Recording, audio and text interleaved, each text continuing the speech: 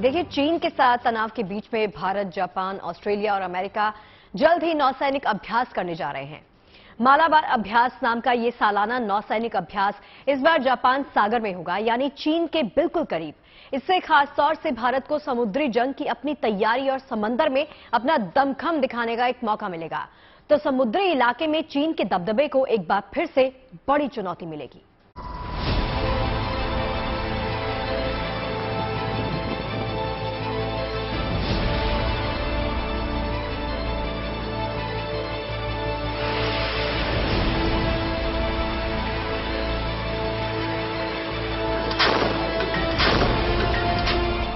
अब जापान सागर में भारतीय नौसेना की धमक देखने को मिलेगी। भारत को टेढ़ी नजर से देखने वाले चीन को खास तौर से सावधान रहने की जरूरत है, क्योंकि भारत नौसेना के जंगी जहाज यहां अमेरिका, जापान और ऑस्ट्रेलिया के युद्धपोतों के साथ न केवल मिलकर अभ्यास करेंगे, बल्कि अपने युद्ध कौशल और अपनी ताकत की नुमाइश भी करेंगे। दरअसल जापान सागर में जल्द ही मालाबार एक्सरसाइज 2022 शुरू होने जा रही है। भारतीय नौसेना के 2 युद्धपोत आईएनएस शिवालिक और आईएनएस कमोर्टा इसके लिए जापान पहुंच चुके हैं। पहले भारत की ये जंगी जहाज जापान के अंतर्राष्ट्रीय फ्लीट रिव्यू में हिस्सा लेंगे और उसके बाद मालाबार एक्सरसाइज में हिंदुस्तान का परचम लहराएंगे। मालाबार एक्सरसाइज में क्वाड देशों की नौसेनाएं शामिल होंगी। भारत के साथ अमेरिका, ऑस्ट्रेलिया और जापान की नौसेनाएं भी इसमें शामिल होंगी। ये सालाना अभ्यास इस बार 18 नवंबर तक चलेगा। इसमें भारत की ओर से आईएनएस शिवालिक और आईएनएस कमोर्ता हिस्सा लेंगे। इसके अलावा भारत के P-8I टोही विमान भी इसमें शामिल होंगे। चीन से चल रही तनातनी के बीच 4 देशों के संयुक्त अभ्यास की अहमियत बढ़ जाती है, क्योंकि चीन इस अभ्यास का विरोध करता रहा है। इस बार इस अभ्यास को एशिया प्रशांत क्षेत्र में चीन की बढ़ती नौसैनिक शक्ति के खिलाफ क्वाड देशों की मजबूत सुरक्षा तैयारी के रूप में देखा जा रहा है। साथ ही ये माना जा रहा है कि इस बार इस एक्सरसाइज का खास मकसद एंटी सबमरीन वॉरफेयर ड्रिल है। भारत के लिए जापान सागर में अपनी ताकत के परीक्षण का ये खास मौका है, क्योंकि आईएनएस शिवालिक और कमोर्ता दोनों ही स्वदेशी युद्धपोत हैं। शिवालिक एक मल्टी रोल स्टेल्थ फ्रिगेट है जो पनडुब्बी रोधी जंग में भी हिस्सा ले सकता है। कमोर्ता पूरी तरीके से एंटी सबमरीन वॉरफेयर कॉर्वेट है। P-8I भी पनडुब्बी रोधी टोही विमान है। जापान पहुंचने के बाद शिवालिक और कमोर्ता ने जापान के जंगी जहाज JS हमाना के साथ अभ्यास किया। क्वाड देशों की नौसेनाओं की मालाबार एक्सरसाइज 1992 में शुरू की गई थी और यह हर साल अलग अलग क्षेत्रों में होती है। ये एक्सरसाइज एक साल जापान में होती है तो एक साल भारत में और एक साल प्रशांत महासागर में किसी अमेरिकी नौसैनिक अड्डे के पास इसका आयोजन होता है। 2020 से ऑस्ट्रेलिया भी इसमें शामिल हो रहा है। भारत की तैयारी केवल मालाबार एक्सरसाइज तक सीमित नहीं है। आने वाले महीनों में मलेशिया, इंडोनेशिया और सिंगापुर के साथ भी सेना संयुक्त अभ्यासों में हिस्सा लेगी, जिससे आसियान देशों के साथ रिश्तों में मजबूती आएगी। चीन के लिए भारत की ये तैयारी चिंता का सबब हो सकती है। मंजीत नेगी के साथ bureau report, good news today. अब देखिए, समंदर के रास्ते भारतीय सीमा में घुसपैठ करना दुश्मनों के लिए तबाही को न्योता देने जैसा है, क्योंकि भारत के पास है आईएनएस शिवालिक और कमोर्ता जैसी जंगी जहाज। यानी मालाबार एक्सरसाइज में इस बार एक बार फिर से इन जहाजों की क्षमता देखने को मिलेगी।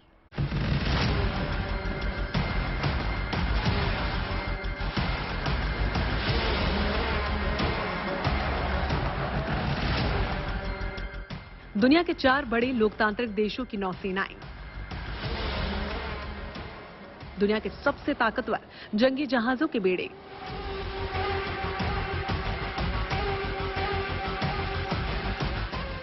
जो मालाबार वॉर एक्सरसाइज में करेंगे युद्ध का रियल टाइम अभ्यास।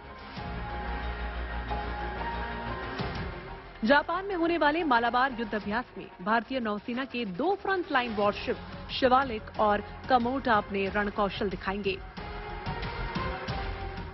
ये युद्ध अभ्यास ऐसे समय में किया जा रहा है जब चीन के दक्षिण चीन सागर और पूर्वी चीन सागर में बढ़ती सैन्य ताकत को लेकर वैश्विक चिंता बढ़ती जा रही है।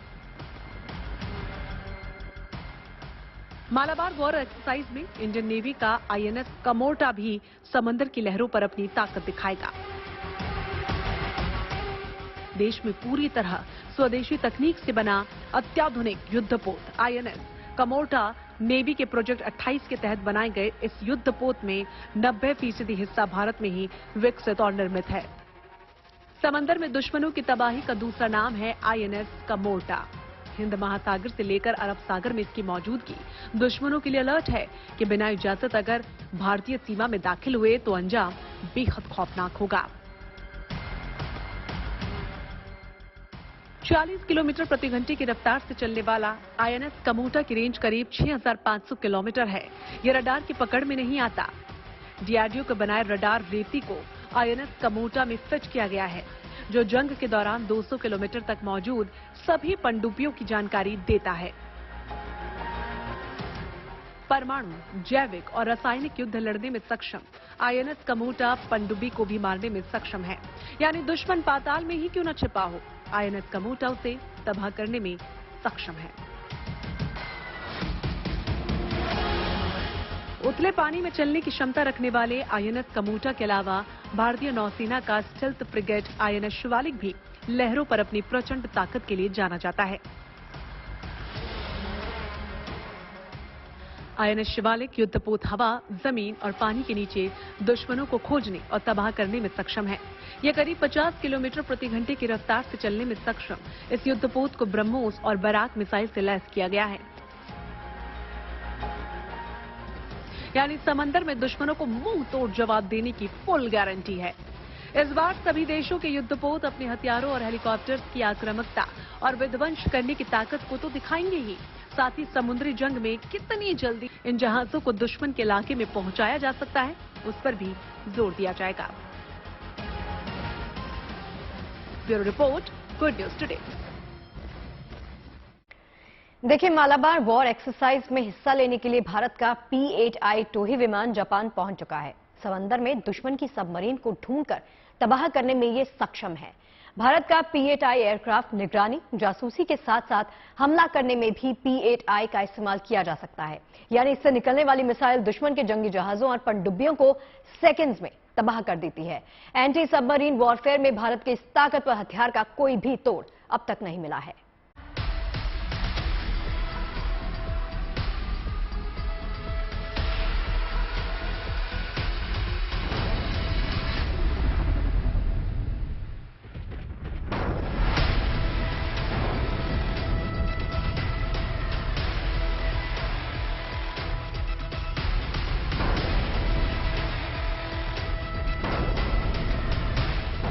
वो पाताल में छिपे दुश्मनों को सेकंडों में खाक में मिला देता है।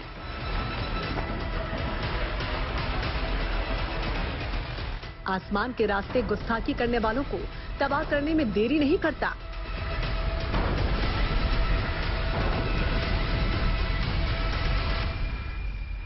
समुद्री सरहद की हिफाजत करने वाला इंडियन नेवी का वो ऐसा जाबाज है जो बाज जैसी नजर रखता है, जिसके रहते दुश्मन हिंदुस्तान की सरहद के पास फटकने की भी हिमाकत नहीं करता।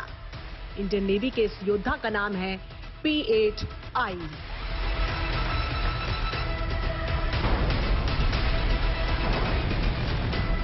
ऐसा एंटी सबमरीन वॉरफेयर एयरक्राफ्ट जो दुश्मन के जंगी जहाजों और पनडुब्बियों को सेकंड्स में राख में मिलाने की ताकत रखता है।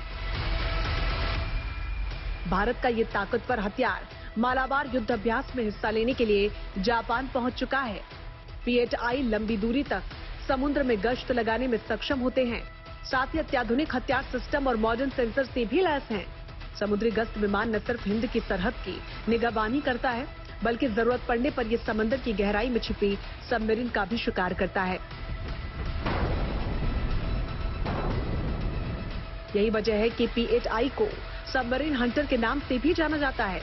ये समंदर ही नहीं, ऊंची पहाड़ियों में भी दुश्मन की निगरानी कर सकता है, उसे निशाना बना सकता है।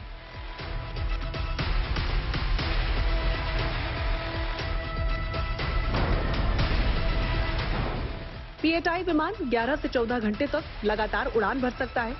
P-8I की रफ्तार करीब 800 किलोमीटर प्रति घंटा है और इसकी ऑपरेशनल रेंज 2222 किलोमीटर है। P-8I समुद्री सुरक्षा और तटीय सुरक्षा में अहम रोल निभाता है। ये विमान न केवल इंटरसेप्टर की भूमिका निभाता है, बल्कि एंटी सबमरीन और एंटी सरफेस वॉरफेयर की हथियार के रूप में भी काम कर सकता है। P-8I में लगाई जाने वाले हथियारों में AGM-84H/K-SLAM-ER advance stand of precision guided cruise missile है। ये जमीन और पानी दोनों पर हमला करके दुश्मन को बर्बाद कर सकती है। AGM-84 हार्पून किसी भी मौसम में दागी जाने वाली एंटी शिप मिसाइल है। तो वहीं मार्क 54 टॉर्पीडो, इसके जरिए पनडुब्बियों और जहाजों पर हमला किया जा सकता है। सामुद्रिक सर्विलांस और खुफिया मिशन के लिए PATI बिल्कुल माकूल है और ये इतना खतरनाक विमान है कि दूर से ही दुश्मन के शिप और सबमरीन का पता लगाकर उसे ध्वस्त कर देता है। एंटी सबमरीन और एंटी शिप मिसाइल से लैस PATI में मैग्नेटिक अनोमली डिटेक्शन सिस्टम भी लगा है, जो पानी के अंदर छिपी पनडुब्बी को ढूंढ निकालता है और फिर उसे नस्तनाबूद कर देता है। PATI अब और भी ज्यादा घातक मिसाइल से लैस होने वाला है और वो घातक मिसाइल है AGM-158C long range anti ship missile. आपको बता दें कि अमेरिका जल्द ही अपने सभी PATI एयरक्राफ्ट में इस मिसाइल को इंटीग्रेट करना शुरू कर देगा। तो वहीं अमेरिका ने अपने तमाम सहयोगी देशों को AGM-158C LRASM देने के लिए हाल ही में क्लियरेंस भी दिया है और अमेरिका की प्रायोरिटी में भारत और ऑस्ट्रेलिया सबसे ऊपर हैं, जिन्हें ये मिसाइल ऑफर किया जाएगा। अगर AGM-158C मिसाइल की ताकत की बात करें तो AGM-158C LRASM subsonic stealth missile है। ये मिसाइल दुश्मन के रडार की जद में आए बगैर दुश्मन को टारगेट कर सकती है। ये मिसाइल टारगेट सेट करने के बावजूद रास्ते में ही टारगेट बदलने की ताकत रखती है। इसकी रेंज 450 से 1000 किलोमीटर तक है। इस मिसाइल में 2 तरह के वॉरहेड का इस्तेमाल किया जा सकता है। 450 किलोग्राम के वॉरहेड पर इसकी रेंज 450 किलोमीटर है।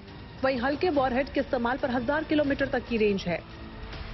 जाहिर है AGM-158C मिसाइल से लैस होने के बाद PATI हंटर और भी ज्यादा घातक हो जाएगा।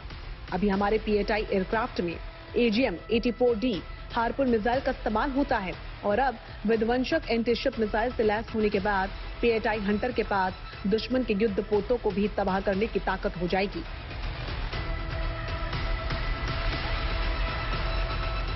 Bureau report, good news today.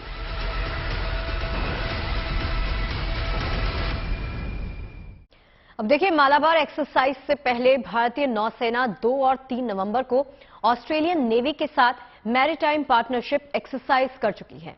यानी चीन से तनातनी के बीच में ये एक्सरसाइज मील का पत्थर साबित हुई है। अब बंगाल की खाड़ी में हुए इस संयुक्त साझेदारी अभ्यास ने भारतीय नौसेना को और भी मजबूती प्रदान की है। इस एक्सरसाइज में भारतीय नौसेना और रॉयल ऑस्ट्रेलियाई नौसेना के बड़े जहाजों और हेलीकॉप्टर्स ने भी शिरकत की। देखिए जरा।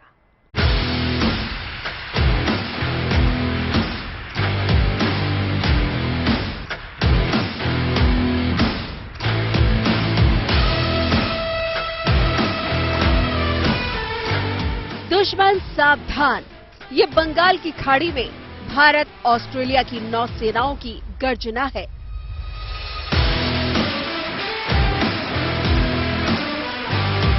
चीन से चल रही तनातनी के बीच भारत और ऑस्ट्रेलिया की नौसेनाओं ने बंगाल की खाड़ी में मैरीटाइम पार्टनरशिप एक्सरसाइज की।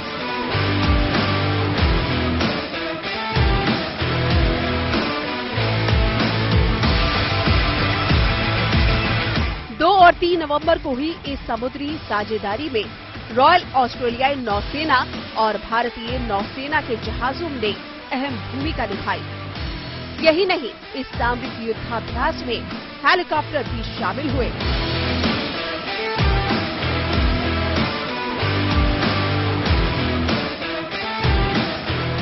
ऑस्ट्रेलियन नेवी के जहाजों HMAS एडिलेड, HMAS एंज के साथ भारतीय नौसेना के जहाज जलाश्व और कवरत्ती ने बंगाल की खाड़ी में समुद्री साझेदारी अभ्यास करते हुए लैंडिंग और उभयचर संचालन किया।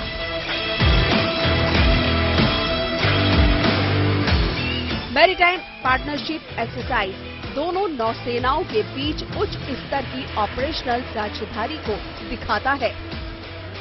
भारतीय नौसेना और रॉयल ऑस्ट्रेलियाई नौसेना के प्रमुखों ने पिछले साल 18 अगस्त को संयुक्त मार्गदर्शन समझौते पर हस्ताक्षर किए थे।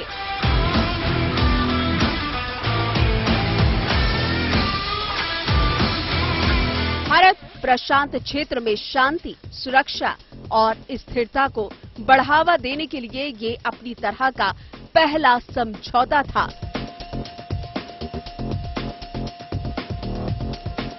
दोनों नौसेनाओं के बीच ये अभ्यास भारत ऑस्ट्रेलिया के सैन्य संबंधों में एक और मील का पत्थर साबित हुआ है। जाहिर है, भारत जिस तरह दूसरे देशों की सेनाओं के साथ अभ्यास में जुटा है, वो हमारी राष्ट्रीय सुरक्षा को सुनिश्चित करता है। मंजीत नेगी के साथ bureau report, good news today.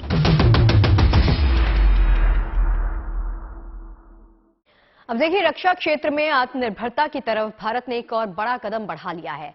अब ड्रोन से लेकर ट्रेनिंग सिम्युलेटर तक सब देश में ही बनेंगे। इसके लिए स्वदेशी स्टार्टअप्स और छोटी कंपनियों को भी मौका दिया जा रहा है, ताकि देश में उद्योग धंधों को बढ़ावा भी मिल सके।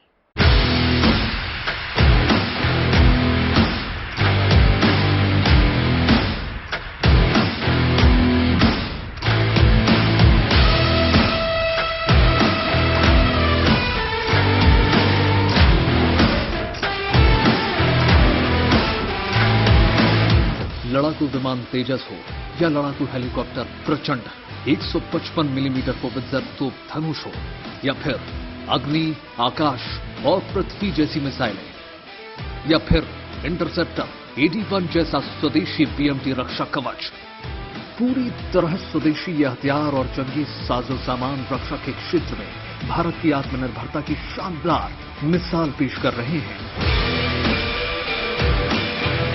सरहदों की सुरक्षा से लेकर दुश्मनों की हर नापाक चाल को नाकाम करने के लिए अब अमेरिका, रूस, फ्रांस और दूसरे देशों में बने साजो सामान पर निर्भर रहने के बजाय अपनी तकनीक विकसित करने और देश में ही इनके निर्माण पर जोर दिया जा रहा है।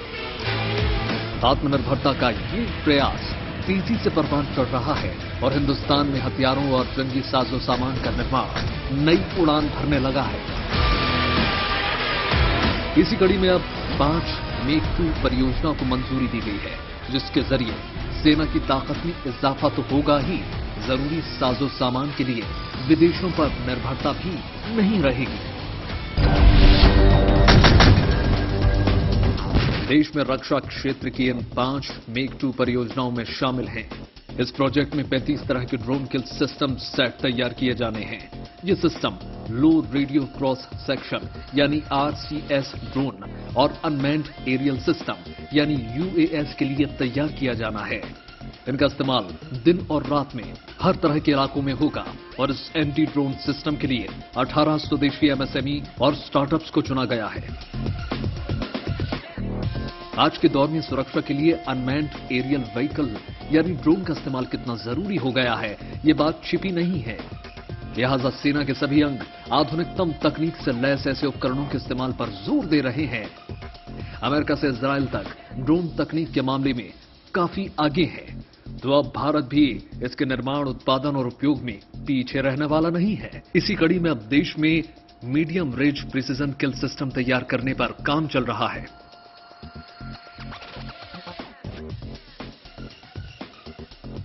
इसके तहत करीब 2 घंटे तक आसमान में चक्कर लगाने वाले ड्रोन बनाए जाएंगे। इसकी रेंज 40 किलोमीटर होगी और ये हाई वैल्यू टारगेट्स की पहचान कर सकते हैं, उन्हें निशाना बना सकेंगे। सेना ऐसे ड्रोन के 10 सेट खरीदेगी। 15 कंपनियों को इस तरह के ड्रोन डेवलप करने का जिम्मा दिया गया है। जमीनी लड़ाई में तोप और गोले बारूद की अहमियत को कम नहीं आंका जा सकता। भारत ने स्वदेशी होवित्जर तोप धनुष पहले ही बना लिया है और अब ऐसे गोले बनाए जा रहे हैं जिनका अचूक निशाना दुश्मन को तबाह कर देगा। 155 mm टर्मिनल गाइडेड म्यूनिशन, ये दुश्मन के हाई वैल्यू टारगेट को निशाना बनाने के लिए इस्तेमाल किए जाएंगे। इन्हें तोप से भी दागा जा सकेगा। सेना इनके कम से कम 2000 राउंड खरीदेगी।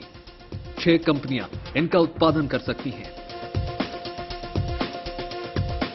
ये बहुत जरूरी होता है कि मैदान जंग में पल पल चल रही गतिविधियों की जानकारी कमांडर्स तक पहुंचती रहे। इस सिलसिले में सेना अब आधुनिक रेडियो सेट के इस्तेमाल की ओर बढ़ रही है। High frequency man packed software design radio, ये इंटरनेट से जुड़े हल्के रेडियो सेट होते हैं। इनकी डेटा हैंडलिंग क्षमता बहुत अधिक होती है। ये लाइट वेट रेडियो सेट लंबी दूरी के कम्युनिकेशन के लिए जरूरी है। इनके जरिए युद्ध के मैदान से कमांडर्स को रियल टाइम जानकारी मिलेगी। GIS के जरिए इन रेडियो सेट से मैप नेविगेशन भी किया जा सकता है। इनसे दुश्मन के खेमे के कम्युनिकेशन को भी इंटरसेप्ट किया जा सकेगा। सेना को ऐसे 300 हाई फ्रिक्वेंसी रेडियो सेट की जरूरत है। 14 कंपनियां इनका निर्माण कर सकती हैं। रण क्षेत्र में जंग लड़ने के लिए सेना के जवानों की ट्रेनिंग सबसे अहम मानी जाती है। भले ही जंग रोज रोज नहीं होती हो, लेकिन पहले से तैयारी तो बहुत जरूरी होती है। तो जवानों की आधुनिक तरीके से ट्रेनिंग के लिए भी नए सिस्टम की दरकार है। इन्फेंट्री ट्रेनिंग वेपन सिमुलेटर, इनके जरिए सैनिकों को फायरिंग की प्रैक्टिस से लेकर रण क्षेत्र के अलग अलग परिदृश्य में ट्रेनिंग दी जा सकेगी। भारतीय सेना को कम से कम 125 ऐसे सिमुलेटर की जरूरत है। 4 MSME और स्टार्टअप्स इन्हें बनाएंगे। मेक 2 के तहत बनने वाले साजो सामान के प्रोटोटाइप पहले विकसित किए जाएंगे और इनके सफल परीक्षण के बाद सेना उन्हें खरीदेगी। इस प्रक्रिया के तहत पहले से 43 परियोजनाओं पर काम चल रहा है। यही नहीं, सेना के आत्मनिर्भरता के लिए चरणबद्ध तरीके से सैकड़ों हथियारों और लड़ाकू साजो सामान के आयात पर रोक लगाकर उन्हें अपने ही देश में विकसित करने और बनाने की तैयारी भी काफी आगे बढ़ चुकी है। इसके सार्थक और सकारात्मक नतीजे भी आने वाले समय में जरूर देखने को मिलेंगे। मंजीत नेगी के साथ bureau report, good news today.